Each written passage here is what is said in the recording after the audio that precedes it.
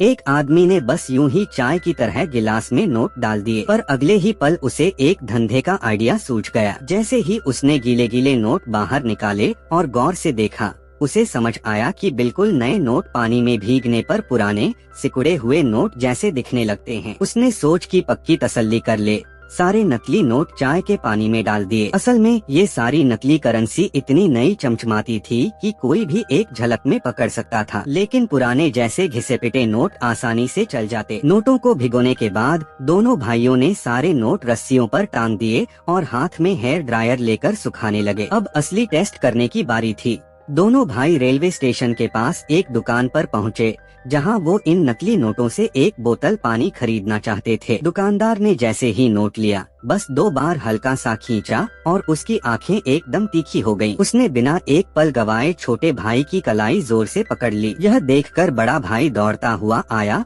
और भाई का हाथ पकड़कर उसे घसीटने लगा। दुकानदार भी कम नहीं था, दुकान छोड़कर अपने लोगों के साथ पीछा करने लगा। दोनों भाई जान बचाकर भागे, 7-8 गलियां पार करके ही पीछा छुड़ा सके। हालांकि उनकी मेहनत से बनाए नोट पकड़े गए, पर वो हार मानने को तैयार नहीं थे। रात भर बड़े भाई दाशान ने नकली नोटों को घूरते हुए सोचा, आखिर गलती कहाँ हुई। नोट तो इतने असली जैसे थे कि उनमें सिक्योरिटी लाइन तक हूबहू बनी थी, फिर भी 1 सेकंड में पकड़े कैसे गए। उसने असली और नकली दोनों नोट मिलाकर छोटे भाई से छूने को कहा। भाई ने आंखें बंद करके तुरंत नकली नोट छांट लिया। तभी दाशान को एहसास हुआ, गलती नोट की कागज में है। असली नोट खास कपास से बने होते हैं, जबकि उन्होंने सस्ते लकड़ी वाले कागज का इस्तेमाल किया था। कागज की छुअन और आवाजें एक असली जानकार से छुप नहीं सकती थीं। अब दोनों भाई पूरे शहर में दौड़ पड़े, कागज की दुकानों में, गोदामों में, हर जगह तलाश की, मगर मनचाहा कागज कहीं नहीं मिला। लगभग हार मान चुके थे